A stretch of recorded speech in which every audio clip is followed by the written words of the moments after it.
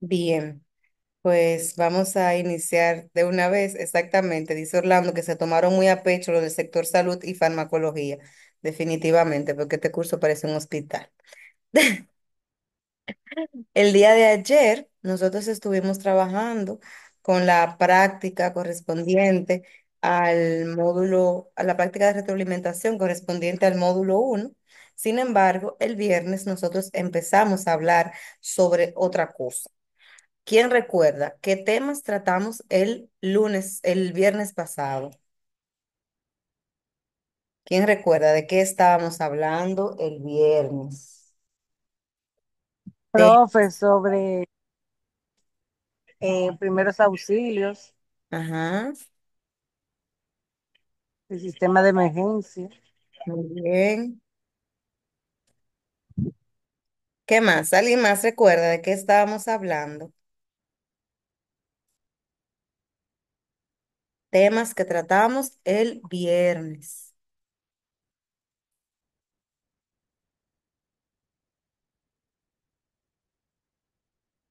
De cómo debemos de actuar, profe, en un accidente, protegernos nosotros mismos. Exacto. Ante cualquier accidente, nosotros debemos iniciar, obviamente, protegiéndonos nosotros y luego protegiendo a los Sí, demás. ¿Qué mantener más? la calma. Exacto. Mantener la calma. ¿Alguien recuerda alguno de los términos que estuvimos trabajando?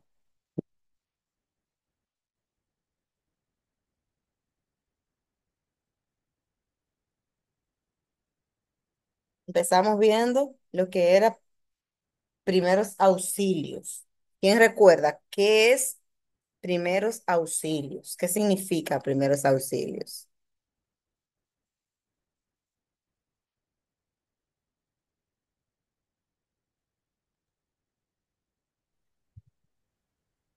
Profe, ¿Sí? conjunto de actuaciones y técnicas que permiten la atención inmediata de un accidentado hasta que llegue la asistencia médica profesional. Muy bien. Aparte de eso, si tomamos como referencia a eso, no es más que todas aquellas cosas que nosotros vamos a hacer para mantener a salvo a la persona hasta que llegue aquella otra persona que es el rescatista o el que le va a dar las atenciones adecuadas, pertinentes. ¿Y un accidente qué es?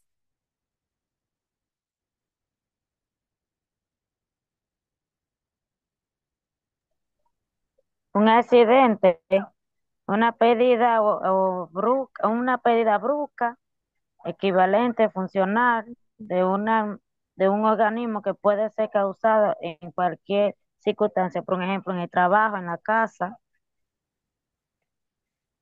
O sea, una pérdida brusca del equilibrio funcional, o Ujú. sea, una pérdida de cómo está trabajando nuestro cuerpo eh, en el día a día, en la normalidad.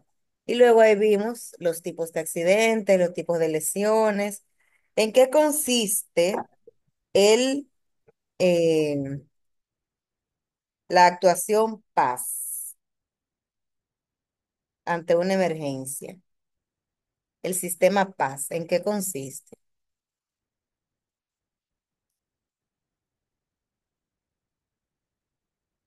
¿En qué consiste el PAS? Angelina. Este es como el que se encarga de como avisar a emergencia o a las personas, por ejemplo, si hay un accidente en la calle, hay casas cerca, avisar o avisar a las autoridades correspondientes como el 911 y eso. Eso, exacto. Avisar es uno de los procesos del PAS. Bien. Profe, Dígame. También socorrer Ajá. proteger, avisar, y proteger. Exacto. La P de proteger, la A de avisar y la S de socorrer, que sería el protocolo que nosotros debemos seguir para, eh, en caso de una emergencia, de un accidente. Proteger a uno mismo y al accidentado, como decía Janet. Avisar al organismo pertinente, como decía Angelina, en nuestro caso el 911, y luego socorrer al accidentado o el herido en caso de ser necesario.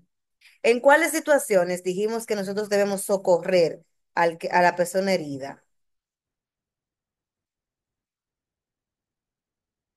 ¿En cuáles situaciones?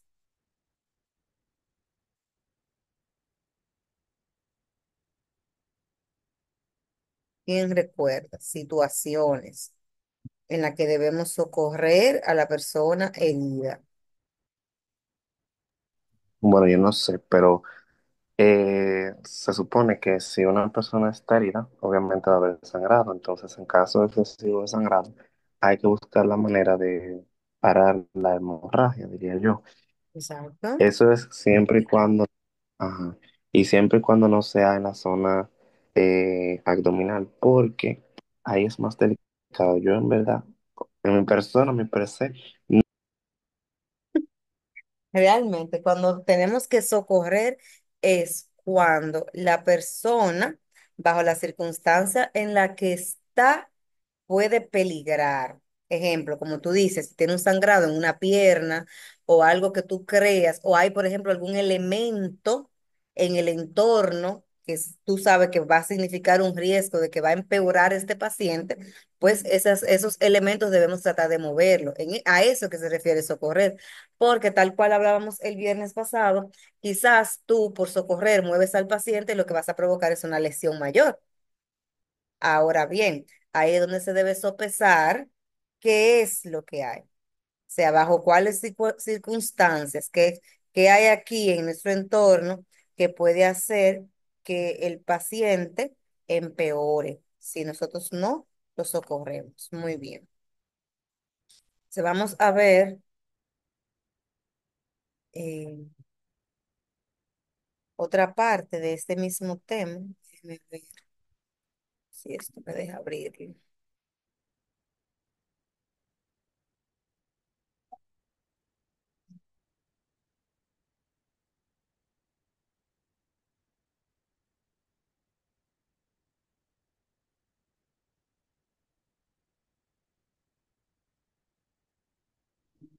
Ok, eso ya lo vemos.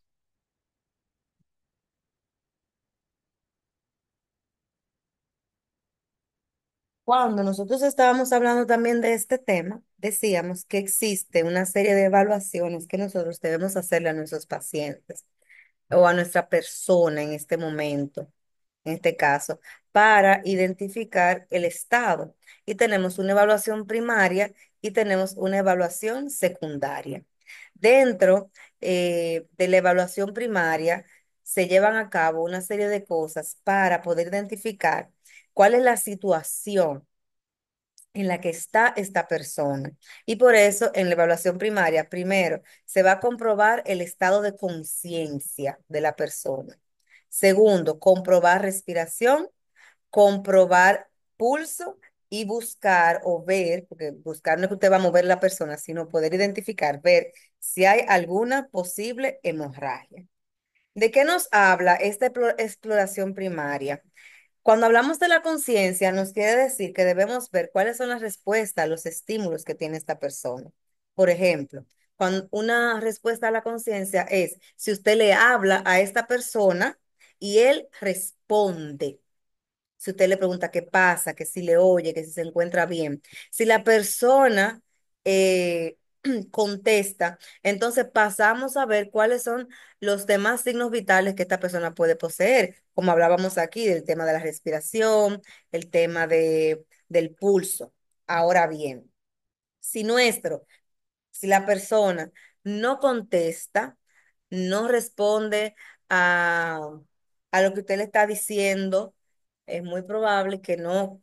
que esté inconsciente. Entonces aquí se pueden utilizar algunas estrategias, como vemos aquí, que es un pellizco ligero cerca de las axilas, en el trapecio, para identificar si esta persona tiene alguna reacción, ya sea un gemido, ya sea que abra los ojos o que mueva la cabeza, algo que nos diga que esta persona está ahí con nosotros, o sea, está consciente, pese a que no puede respondernos.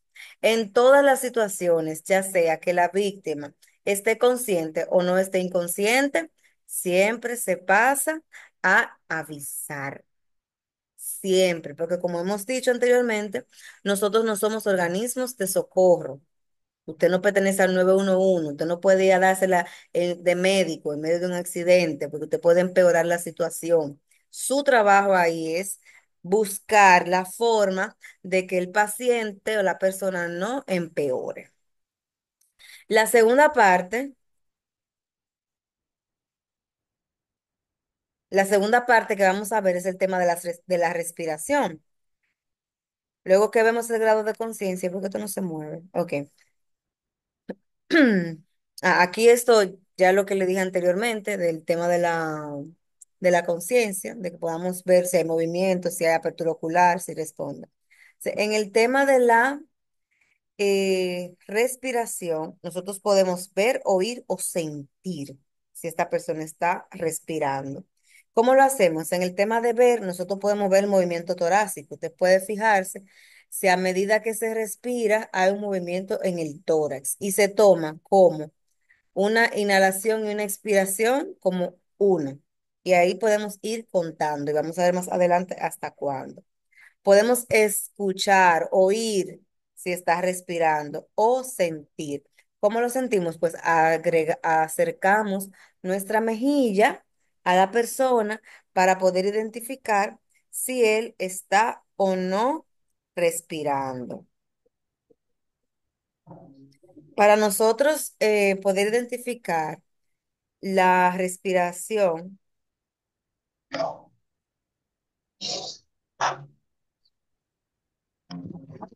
para nosotros poder identificarla, tenemos un rango. Vamos a apagar los micrófonos, por favor. Tenemos un rango. No todas las edades, igual como hemos dicho del tema de los metabolismos, también está ahí el tema de la respiración y el tema de los latidos cardíacos. No es lo mismo o no es la misma cantidad de veces que va a respirar o que va a latir un corazón de un niño, de un bebé, de un adulto o de un envejeciente. Recordamos que siempre los niños, los bebés, todo es más rápido, los latidos son más rápidos, respiran más veces por minuto. Y en el caso de los envejecientes, todo lo contrario, es menos cantidad. Entonces, aquí eh, vemos las cifras normales de la respiración entre una persona y la otra. Por ejemplo, tenemos niños de meses que estos van a hacer respiraciones entre 30 por minuto. Respiraciones, como le dije, es una inhalación y una exhalación. Y ahí tenemos uno, en 1 minuto 30. Los niños a partir de 1 año y hasta 6 pueden tener hasta 26 respiraciones por minuto. Un adulto, que es en el rango donde estamos todos nosotros, que es de 12 a 15. Y ya luego los envejecientes, por lo regular, tienen menos de 12 respiraciones por minuto. Hay muchos factores, como vemos aquí, que puede hacer que varíe el número de respiraciones. Por ejemplo, el ejercicio, la actividad muscular produce un aumento temporal de la frecuencia. Por eso usted ve que si usted está haciendo ejercicio, usted está corriendo, usted está caminando, usted respira más veces porque tiene una necesidad mayor de oxígeno. También en el tema del sexo entre el hombre y la mujer por lo regular tiene una respiración más rápida que la del hombre. Cuando una persona tiene una hemorragia, también tenemos una frecuencia respiratoria más alta, más frecuente, ¿verdad? Y la edad, como ya dijimos aquí, puede con la edad, a mayor edad, disminuir la frecuencia respiratoria y a menor edad, pues aumentar esta frecuencia respiratoria. ¿Estamos claros hasta ahí?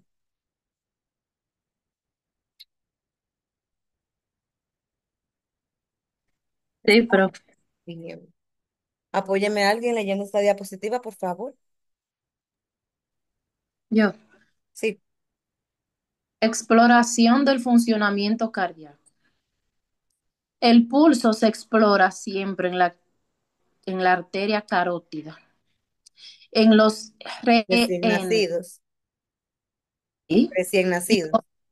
recién nacidos y obesos en la arteria humeral. Debemos observar si el pulso es rítmico, regular, frecuencia, etcétera. ¿Cuál es la arteria humeral?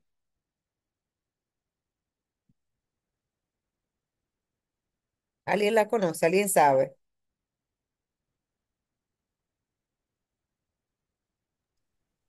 La que pasa por el brazo. Exacto, exactamente. No entiendo por qué pasa por el húmero y es como lo que uno le dice brazo y después Ajá, te... de la humeral, exactamente. Entonces, nos dice el tema del funcionamiento cardíaco. Nosotros veíamos, si no me equivoco, fue ayer que hablábamos de las pulsaciones por minuto. ¿Alguien recuerda cuánto era el mínimo de un adulto? Lo dijimos ayer.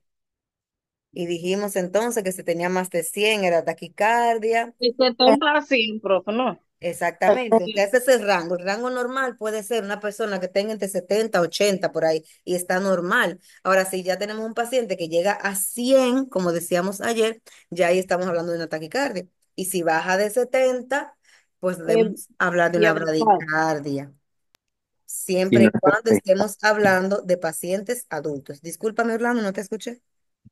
que si el mínimo no es 60. Depende, si empieza en 60 es de 60 a 90. Ahora, si empezamos en 70 de 70 a 100. Hay valores que varían. Yo no sé si usted ha fijado, por ejemplo, en algunos analíticas de laboratorio también, que Ujú. entre un laboratorio y otro, los rangos pueden variar. Y pasa aquí Bueno, exactamente lo mismo, pero la cantidad es la misma. La ok. situación es que si el paciente tiene 100 ya está en una taquicardia. Entonces, tenemos aquí igual una, una referencia de que hablábamos. En los lactantes tienen más latidos por minuto, igual que más respiraciones. Vemos ahí un laxo de 130 a 140. Estamos hablando de valores normales, valores normales. Los niños que tenemos de 80 a 100, adultos 72 a 80, valorando el tema de que ya si estamos en 100, como dijimos, estamos en una taquicardia. Sin embargo, en los ancianos, cuando vamos a tener un latido más lento, menos frecuente. Dígame, Silvia. Profe, usted sabe que en los atletas pueden tener frecuencias cardíacas en reposo más bajas, entre 40 y 60. Los atletas, Y no lo sabía. sí, averigua. ¿Y eso se debe a qué? Tú sabes. Yo no entiendo realmente. Porque realmente tú sabes que en el gasto, cuando, o sea, cuando ellos están en actividad, obviamente estos latidos van a estar aumentados por encima de los 100 y va a ser normal. Pero en que Ujú. estén en 40 en reposo, Sí, vaya, eso hay que investigarlo. Hay sí, que investigar por qué sucede. sí. Muy bien. ¿Qué decíamos nosotros que era un latido? ¿Qué es un latido? ¿De dónde se obtiene el latido? Movimiento de corazón. Más o menos. Vamos a ver.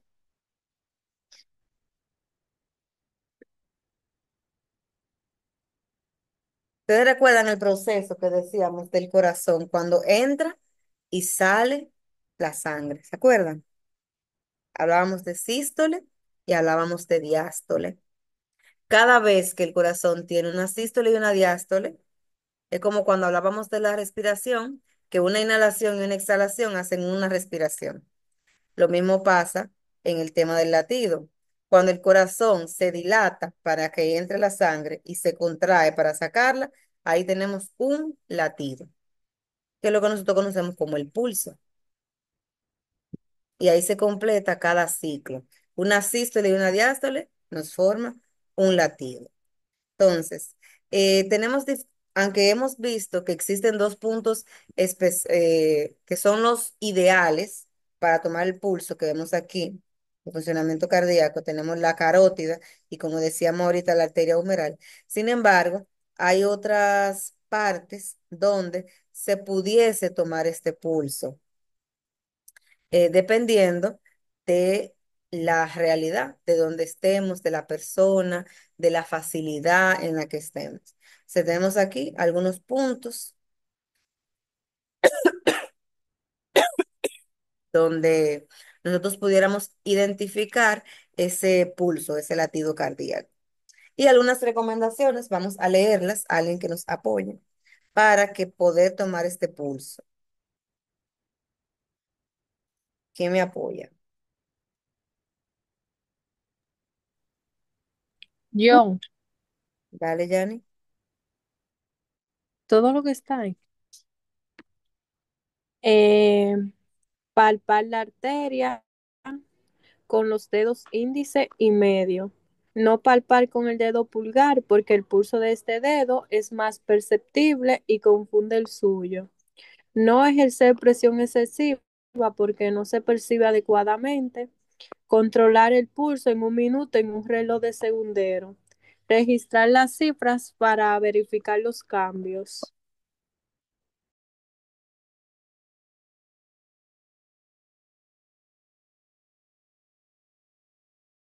Estaba yo hablando con el micrófono apagado. Nosotros vamos a tomar las cifras en valor a un minuto. Sin embargo, es probable que sea necesario tomar estas cifras más de una vez, sobre todo si tenemos un paciente tras un accidente, porque ya hemos dicho que hay situaciones que pueden provocar una irregularidad en estos latidos, en estas pulsaciones. Y para poder confirmarlo, lo ideal es hacerlo más de una vez para identificarlos. Léame a alguien esto, por favor.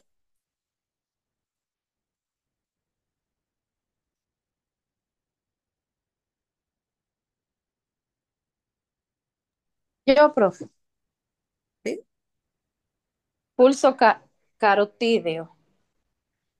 En primeros auxilios se toma este pulso porque es el más fácil. Es el de más fácil localización y por ser el que pulsa con más intensidad. La arteria carótida se encuentra en el cuello al lado, y lado. Mire, profesor, eso está mal. De la tráquea para localizarlo. Al Hágalo lado así. y lado, no. Bueno, sí. Lo que quiere decir es que de un lado y del otro El lado. otro, sí, ya entendí. Para localizarlo, haga lo siguiente. Localizar la nuez, ¿Qué es la nuez? ¿Alguien sabe? primera vez, porque una nuez para mí es un fruto seco. Ay, Dios. Claro, profe, mire, primera vez que Ustedes escucho. no han escuchado de que la nuez de Adán, Hay la cosita que le sale en la barbilla, abajo, abajo, que le sale más a en los la ojos, la tienen más garganta, pronunciada. sí. Exacto, Ay, ese. santo, esa es la nuez, profe, yo no tengo eso, gracias a Dios. Todo lo tiene, lo que pasa es Porque que yo no la donde lo tengo tiene más desarrollada, pronunciada. profe. Nada, gracias a Dios. Deslice sus dedos hacia el lado de la tráquea. Presione ligeramente para sentir el pulso. Cuente el pulso por minuto, intensidad del pulso. Dice que lo hagamos ligeramente porque a medida que usted ejerce presión, si la presión es muy fuerte, usted puede perder la pulsación. O sea, puede que usted sienta más lo suyo, las pulsaciones suyas, que la realmente del paciente. Y aquí nos está hablando de dos cosas. Primero, que contemos los pulsos por minuto, pero también la intensidad. O sea, ¿cuál es la intensidad en la que se siente esta pulsación? Si está muy débil, si se siente normal y así sucesivamente, porque esto nos va a dar una idea de cómo está este paciente. Otra persona que lea esta, el pulso radial.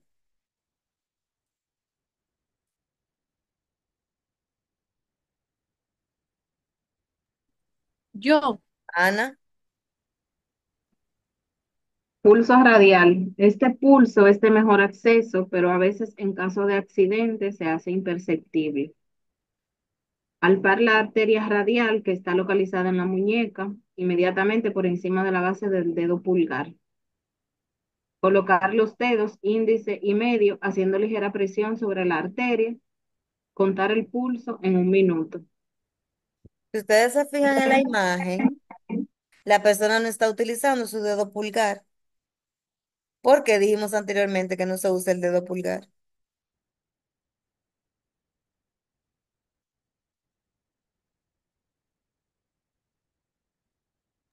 porque ejerce más presión. Aparte de que ejerce más presión, cuando tú pones el dedo pulgar, tú sientes más tus pulsaciones que la del paciente, que la de la persona, porque en el pulgar se sienten más las frecuencias cuando tú lo juntas.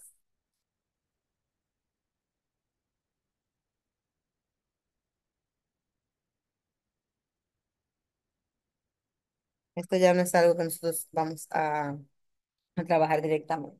Y hasta ahí estaba lo que era la parte de la exploración primaria.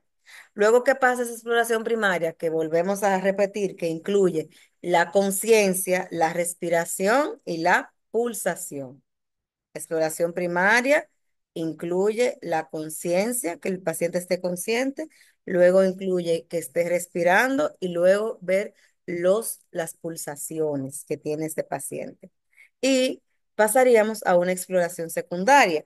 ¿Qué tiene esta exploración? Pues vamos a ver cómo está la cabeza, el cuello, el tórax, el abdomen, las extremidades y buscar puntos dolorosos. Realmente, las exploraciones secundarias, por lo regular, nosotros no las vamos a llevar a cabo, porque estas son eh, exploraciones que la van a hacer los miembros del 911. Si alguno de ustedes en algún momento ha llamado al 911, te hacen las preguntas de la exploración primaria. Te preguntan si el paciente está consciente, si el paciente está respirando, si le está latiendo, si tienen las pulsaciones, porque estos son lo que le van a dar luz a ellos del estado del paciente. Y eso es lo que nosotros en sentido general debemos hacer. La parte de la exploración secundaria la vamos a conocer, pero no significa que directamente nosotros la vamos a llevar a cabo. ¿Por qué?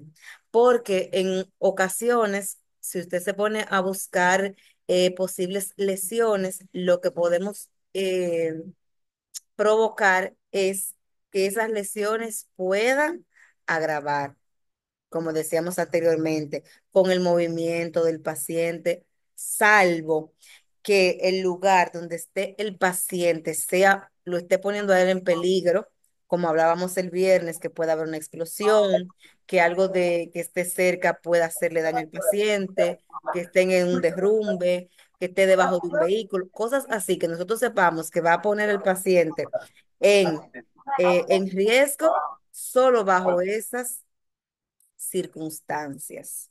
Entonces, en la evaluación secundaria, ¿qué es lo que hacen? Ven la cabeza para buscar que hayan algunas heridas en la cara, el cuero cabelludo, fracturas, eh, lesiones oculares, entre otras.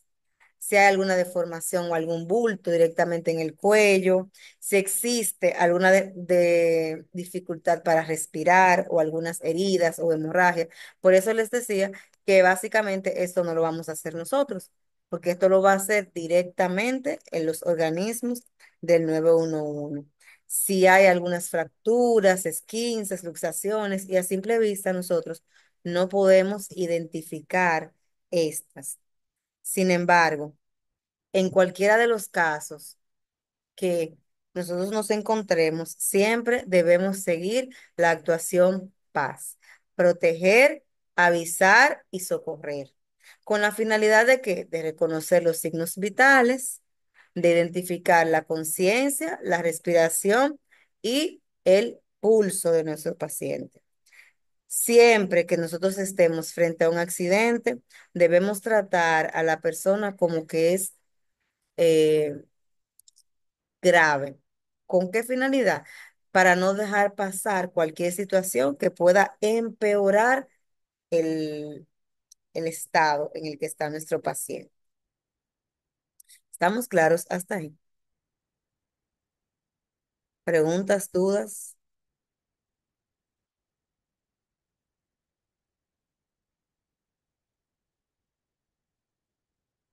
¿Todo el mundo claro? Sí, profe. Entonces, en la plataforma ustedes tienen un cuestionario que fue el cuestionario que trabajamos el viernes pasado. En la clase del viernes próximo vamos a seguir trabajando con las emergencias. Vamos a conocer los diferentes tipos de emergencias. Por favor, a las personas que yo les escribí hoy, que tienen que entrar a la plataforma, el que menos tiene tenía 3 días sin entrar. Es demasiado importante que entren a la plataforma, por favor, para que podamos estar al día y no nos llamen la atención. Bien, entonces estamos todos claros. Nos vemos el viernes. Que descansen. Gracias, igual. Gracias, igual, profe.